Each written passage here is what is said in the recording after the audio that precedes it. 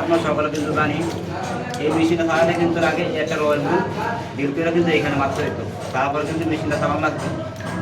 এখন আমি একটা নতুন পদ্ধতি বাড়ি করছি, আলহামদুলিল্লাহ একটা ঘোড়া করছি, আপনারা দেখতে পাচ্ছেন একটা ঘোড়া কিন্তু অলরেডি আমি করছি এখনই। আবার মেশিনটা এখন বর্তমানে এখানে সেট করছি।